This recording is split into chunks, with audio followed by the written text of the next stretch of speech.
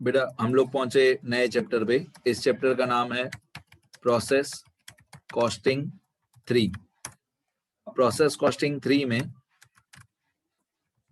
इस चैप्टर में प्रोसेस एक ही बनता है। यदि आपने प्रोसेस 1-2 में सीखा होगा, मान लो प्रोसेस कॉस्टिंग 1 चैप्टर है, उसमें 3 प्रोसेस होते थे, प्रोसेस ए बी सी। अब ए का आउटपुट बी का इनपुट होता था, बी का आउटपुट सी का इनपुट होता था। इस तरीके से 3 प्रोसेस होते थे और उन तीनों के नीचे या abnormal लॉस अकाउंट या abnormal गेन अकाउंट बनता था। अब सबसे बड़ा फर्क क्या है इस चैप्टर में? इस चैप्टर में प्रोसेस एक ही बनेगा, प्रोसेस अकाउंट एक ही बनेगा, लेकिन टोटल मिला के हर क्वेश्चन में 4 स्टेटमेंट बनाना कंपलसरी है।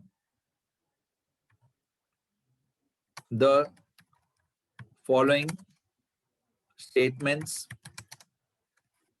or accounts are compulsory for each question।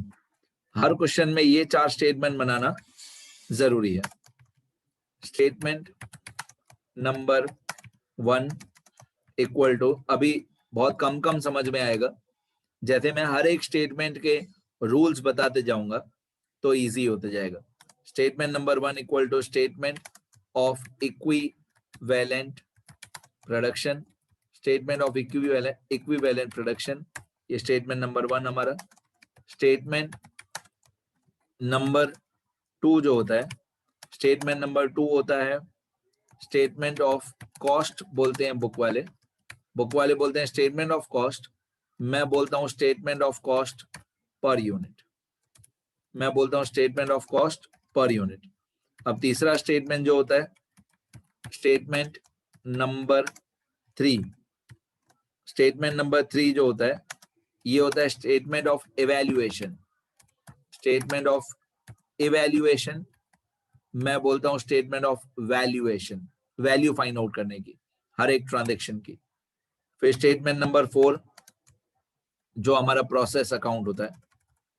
Statement number 4 जो हमारा प्रोसेस अकाउंट होता है, तो यहाँ प्रोसेस ए अकाउंट या प्रोसेस बी अकाउंट या प्रोसेस सी अकाउंट, ज्यादातर इस चैप्टर में प्रोसेस बी अकाउंट आता है, ज्यादातर इस चैप्टर में प्रोसेस बी अकाउंट आता है, उसकी भी मैं बहुत डिटेल बताऊंगा।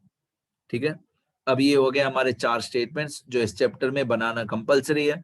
अभी तक चारों स्टेटमेंट में थे, मैंने किसी का भी फॉर्मेट, कोई भी रूल्स वगैरह कुछ नहीं बताए हैं। क्या इस चैप्टर में आता है? बहुत सारी बातें हैं, धीरे धीरे जाएंगे। आप लोगों को सिर्फ ये प्रोसेस अकाउंट पहले से बनाने आता है। इस प्रोसेस अकाउंट में टोटल 6 कॉलम्स, 6 कॉलम्स होते हैं। Particulars, units, amount, particulars, units, amount, मतलब 3 column debit side, 3 column credit side, उतना फॉर्मेट आपको मालूम है। अब मैं सबसे पहले स्टेटमेंट नंबर 1 का फॉर्मेट ड्रॉ करूंगा, देखने में कैसा होता है, और इसके रूल्स बताऊंगा कि इसके अंदर कौन सी कैलकुलेशन कैसे होती है। मैं फॉर्मेट ड्रॉ कर रहा हूं, तब तक इतना लिख लेना। ये मैंने स्टेटमेंट नंबर 1 का फॉर्मेट बना दिया, स्टेटमेंट ऑफ इक्विवेलेंट प्रोडक्शन बोलते हैं इसको। इस तरीके के एक स्टेटमेंट आपको हर क्वेश्चन में बनाना कंपलसरी है, जैसी स्टेटमेंट आपको स्क्रीन पे दिखाई दे रही है। अब इसमें से बहुत सारी इंफॉर्मेशन क्वेश्चन में दी हुई भी होगी और बहुत सारी इंफॉर्मेशन हम लोगों को फाइंड आउट भी करनी होगी। पहले कॉलम से याद कर लो, पर्टिकुलर से याद कर लो, फॉर्मेट हमेशा यही रहेगा। इस चैप्टर की अच्छी बात यही है कि हर क्वेश्चन में फॉर्मेट, एंट्रीज सेम रहती है, सिर्फ कैलकुलेशन चेंज होती है, सिर्फ नंबर्स हर क्वेश्चन में चेंज होते हैं। तो एंट्रीज आपको एक बार तो याद करनी पड़ेगी, फिर हर क्वेश्चन में नंबर्स चेंज होंगे। अब ये 4 कॉलम होते हैं यहाँ पे, मटेरियल 1, मटेरियल 2, लेबर और ओवरहेड्स। तो पहले मैं मटेरियल 1 के कॉलम से शुरू करता हूँ। इसके रूल्स थोड़े से अलग होते हैं, मैं यहाँ पे नीचे जाके रूल्स लिखता हूँ। रूल्स फॉर स्टेटमेंट नंबर 1, मतलब स्टेटमेंट ऑफ इक्विवेलेंट प्रोडक्शन इसको बोलते हैं। पहला रूल ये कि द कॉलम फॉर मटेरियल 1 का जो वर्टिकल कॉलम है The column for material 1 will be prepared only when there is any preceding process to our process. मतलब मान लो हमारा प्रोसेस 2 है या प्रोसेस बी है, जैसे मैंने स्टार्टिंग में बताया, अगर हमारा प्रोसेस बी अकाउंट है तो बी के प्रीसीडिंग कौन सा होगा? ए। तो अगर हमारे प्रोसेस के प्रीसीडिंग कोई प्रोसेस है तो मटेरियल 1 का कॉलम बनाना है। मैं फिर से बोलता हूं, साफ साफ शब्दों में सुनना, हमारे प्रोसेस से पहले कोई प्रोसेस है तो मटेरियल 1 का कॉलम बनाना है। और इजी भाषा में, अगर हमारा प्रोसेस नंबर 1 है तो हमारे प्रीसीडिंग तो कोई प्रोसेस है ही नहीं। अगर हमारा प्रोसेस 1 है या प्रोसेस ए है तो हमारे प्रीसीडिंग कोई भी प्रोसेस नहीं है, तो मटेरियल 1 का कॉलम नहीं बनेगा। ठीक है, ये भी मैं नोट कर देता हूं। बात वही है, अलग तरीके से बोल रहा हूं मैं। द कॉलम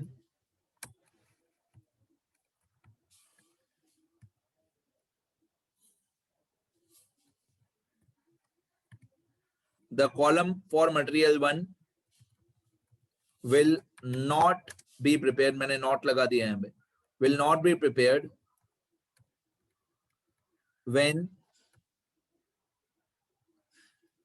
prepared when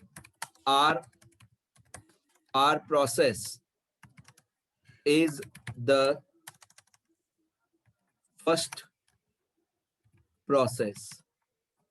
मतलब अगर क्वेश्चन में बोलें कि प्रोसेस 1 अकाउंट बनाओ या प्रोसेस ए अकाउंट बनाओ तो हमारे प्रीसीडिंग तो कोई प्रोसेस होगा ही नहीं, तो ये मटेरियल 1 का कॉलम नहीं बनेगा।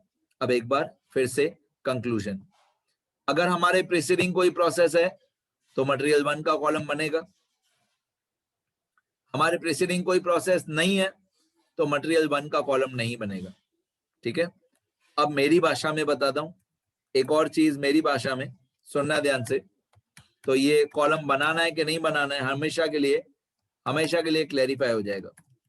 मटेरियल 1 को मैं मेरे दिमाग में मैं मटेरियल 1 को बोलता हूं units received from previous process.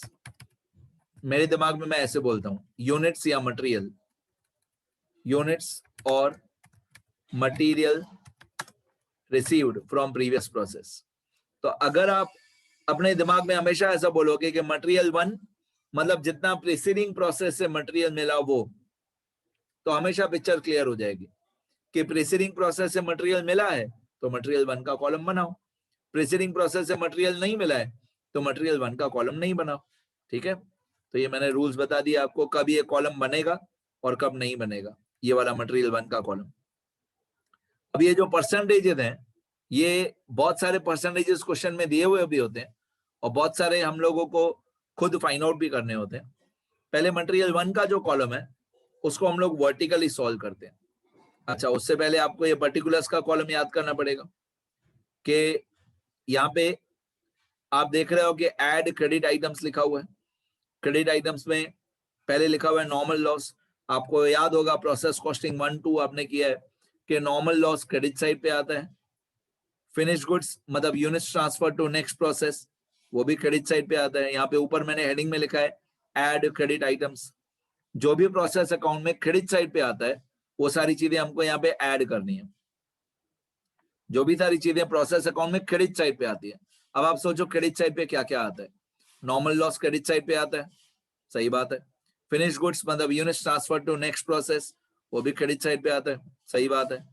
अब आप बोलोगे opening stock, sir opening stock तो प्रोसेस अकाउंट में डेबिट साइड पे आता है ना।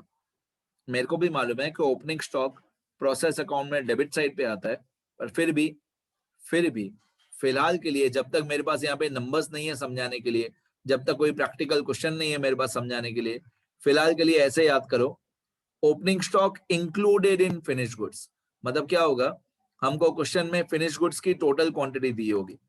सपोज करो फिनिश गुड्स की टोटल क्वांटिटी दी हुई है 8000, उसमें से ओपनिंग स्टॉक भी क्वेश्चन में दिया होगा कि ओपनिंग स्टॉक की यूनिट्स 2000। तो इस चैप्टर में हमारा एक मेथड आता है जिसको हम लोग फीफो मेथड बोलते हैं, FIFO, first in first out. अब मैं बहुत ज्यादा डिटेल में नहीं जाना चाहता हूं क्योंकि अभी जस्ट चैप्टर शुरू किया है, लेकिन फीफो मेथड में क्या होता है कि हम लोगों ने जो 8000 यूनिट्स प्रोड्यूस किए उसमें पहले 2000 यूनिट्स वो कंप्लीट किए होंगे जो ओपनिंग स्टॉक वाले थे। बाकी के अदर फिनिश गुड्स हम लोगों ने बाकी के अदर 6000 यूनिट्स और भी प्रोड्यूस किए होंगे। मतलब बेसिकली हमने किया क्या, बेसिकली हम लोगों ने जो फिनिश गुड्स था 8000 यूनिट्स, उसके दो पार्ट्स किए, 2000 यूनिट्स ओपनिंग स्टॉक वाले, 6000 यूनिट्स अदर फिनिश गुड्स। इसलिए इस वक्त मैं ज्यादा डिटेल में नहीं जाना चाहता हूं, मैं इस वक्त सिर्फ ये बता रहा हूं कि ओपनिंग स्टॉक होता डेबिट आइटम ही है। मैं अभी भी यही बोल रहा हूं, ओपनिंग स्टॉक डेबिट आइटम होता है, लेकिन हमको क्या करना होता है, ये जो फिनिश गुड्स है इसके दो पार्ट्स करने होते हैं। इसलिए 2000 यूनिट्स ओपनिंग स्टॉक वाले और बाकी 6000 यूनिट्स अदर। और जब तक एक प्रॉपर क्वेश्चन में दिखाऊंगा नहीं, प्रॉपरली उसको सॉल्व नहीं करूंगा, तब तक ये थोड़ा बहुत कंफ्यूजन रहेगा। थियरी वाले पेजेस में ये थोड़ा बहुत डाउट रहेगा कि ये 8000 क्या है, ये 2000 क्या है, ये 6000 क्या है, थोड़ी देर लगेगी। अभी हम लोग सिर्फ फॉर्मेट्स याद कर रहे हैं। तो फिनिश गुड्स के दो पार्ट्स होते हैं, एक part opening stock included in finish goods और एक अदर फिनिश गुड्स। इसको आप लोग 2A बोल सकते हो, 2A। इसको आप बोल सकते हो 2B, 2B। डन। फिर आता है क्रेडिट साइड पे क्लोजिंग स्टॉक। आपको मालूम है क्रेडिट साइड पे क्लोजिंग स्टॉक आता है। अब और क्रेडिट साइड पे आता है एक अबनॉर्मल लॉस। अबनॉर्मल लॉस के क्वांटिटी भी क्रेडिट साइड पे आती है, अबनॉर्मल लॉस। ठीक है। अब लेस डेबिट आइटम्स, पहले क्रेडिट वाले सब ऐड कर दिए, क्रेडिट साइड पे यही सब होता है बेटा। क्रेडिट साइड पे नॉर्मल लॉस होता है, क्रेडिट साइड पे फिनिश गुड्स होता है, क्रेडिट साइड पे क्लोजिंग स्टॉक होता है, क्रेडिट साइड पे अबनॉर्मल लॉस होता है, और क्रेडिट साइड पे कुछ नहीं होता है। डेबिट साइड पे एक कभी कभी आता है अबनॉर्मल गेन, कभी कभी, डिपेंड करता है। अबनॉर्मल लॉस और अबनॉर्मल गेन दोनों में से कोई एक ही चीज होगी, ऑब्वियसली दोनों में से कोई एक ही चीज होगी। तो अगर अबनॉर्मल गेन आता है तो वो डेबिट आइटम है, उसको लेस करना है। इन 5 के अलावा और कोई भी नाम नहीं लिखना है। 5 नाम याद हो गए, normal loss, finish goods, closing stock, abnormal loss और अबनॉर्मल गेन। इन 5 के अलावा और कुछ भी नहीं। ठीक है। और ऊपर वाले चारों को ऐड करना है, जो मैंने लिखा हुआ है यहाँ पे, ऐड क्रेडिट आइटम्स, और जो अबनॉर्मल गेन है उसको लेस करना है। अब इसकी सारी कैलकुलेशन, और यहाँ पे आपने देखा होगा हर एक कॉलम के अंदर 2 कॉलम बनाए हुए हैं। मटेरियल 1 के अंदर 2 कॉलम बनाए हुए हैं, परसेंटेज और यूनिट्स। मटेरियल 2 में 2 कॉलम परसेंटेज और यूनिट्स। लेबर में भी ऐसे 2 कॉलम है, और ओवरहेड्स में भी ऐसे 2 कॉलम है। तो ये सब क्या होता है, कैसे सॉल्व होता है, कैसे कैलकुलेशन होती है, वो जब तक एक क्वेश्चन नहीं आएगा तब तक मैं समझा नहीं पाऊंगा। ये फॉर्मेट आपको याद करना है स्टेटमेंट नंबर 1 का। ठीक है, यहां तक मैंने बताया।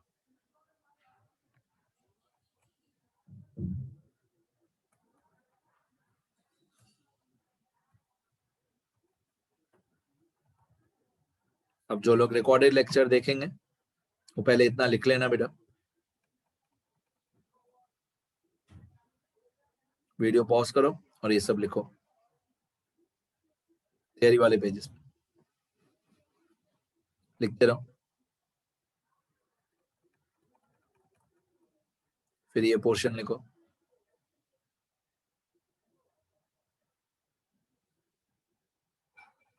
यहां तक लिखो। ठीक है बेटा, नेक्स्ट वीडियो मिलेंगे, मैं और रूल्स बताऊंगा और ट्राई करूंगा कि मैं रूल्स बहुत ज्यादा डिटेल में बताऊं। इस चैप्टर में रूल्स ज्यादा हैं, सम्स कम है। नेक्स्ट वीडियो में मिलते हैं बेटा।